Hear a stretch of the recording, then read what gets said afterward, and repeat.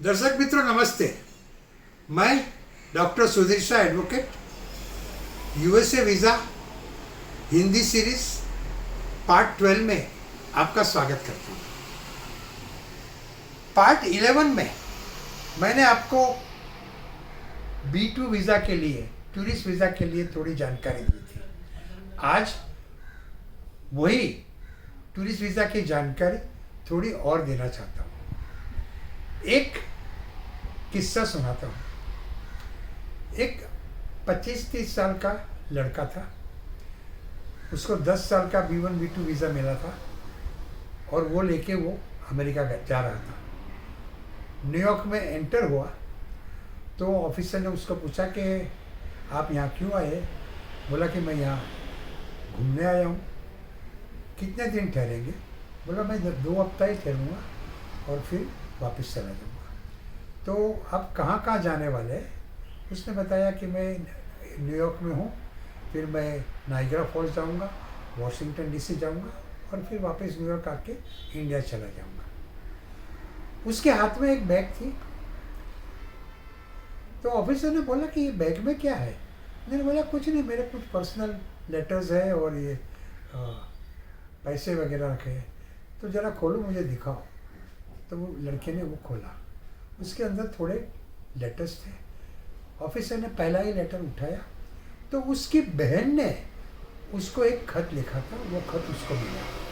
उसमें उसकी बहन ने लिखा था, भैया तू अमेरिका जाता है तो ज़रा संभाल के रहना, दारू सिगरेट मत पीना, वहाँ की लड़कियों से बच के रहना और हर एक संडे को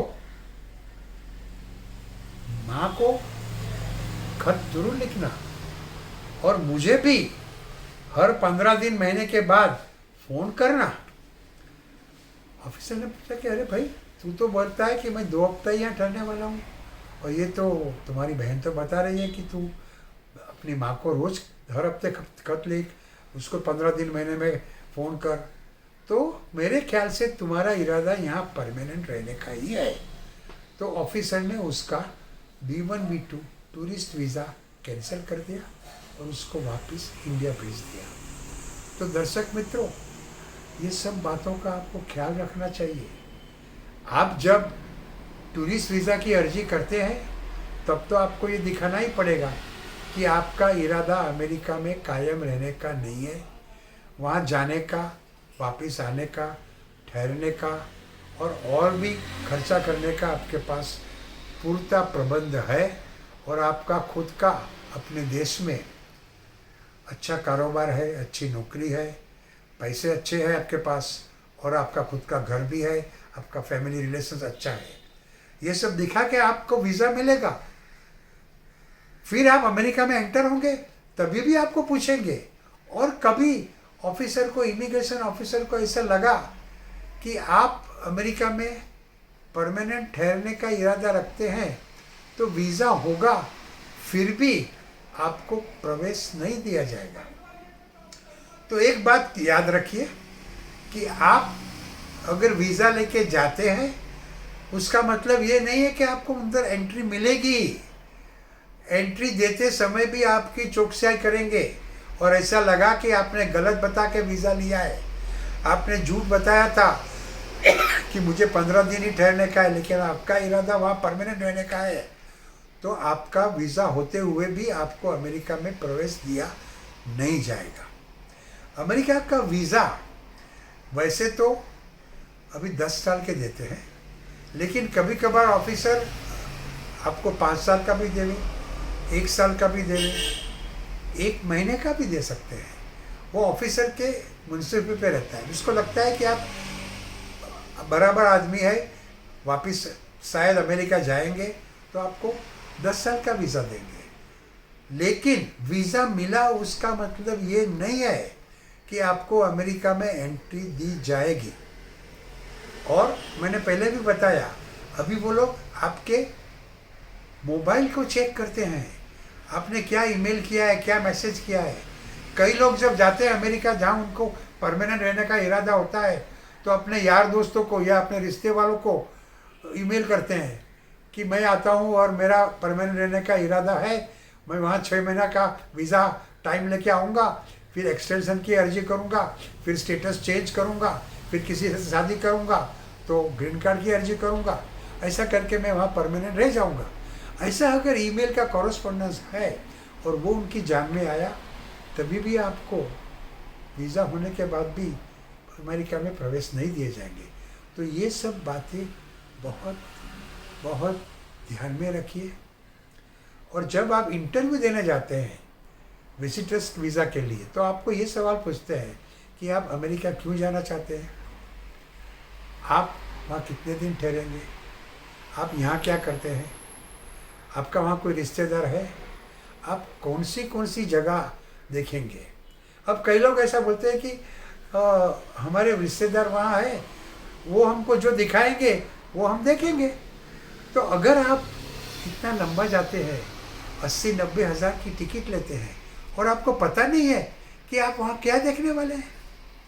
अगर आप कश्मीर जाते हैं तो आपको पता है कि आप दाल लेक देखेंगे, गुलमर्ग जाएंगे, पहलगाम जाएंगे। अगर आप बताएं कि मुझे पता नहीं, कश्मीर में मेरा दोस्त रहता है, वो मुझे घुमाएगा, वो मैं देखूंगा, तो कौन मानेगा कि आप कश्मीर घूमने जाते हैं। अगर आप बताएंगे कि अमेरिका में आप टूरिस्ट की हैसियत से जाते हैं, लेकिन क्या देखेंगे, न्यूयॉर्क में एम्पायर स्टेट बिल्डिंग है, न्यूयॉर्क में स्टेच्यू ऑफ लिबर्टी है, न्यूयॉर्क में सेंट्रल पार्क है, अगर वो आपको पता नहीं है, नाइग्रा फॉल्स है वॉशिंगटन बफेलो में, वॉशिंगटन डीसी में कैपिटल हिल है, ये सब देखने की जगह है।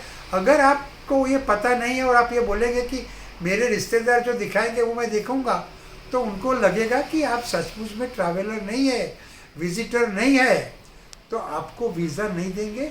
और अगर वीज़ा मिला है और आप अमेरिका में दाखिल होना चाहते हैं तो दाखिल होने नहीं देंगे।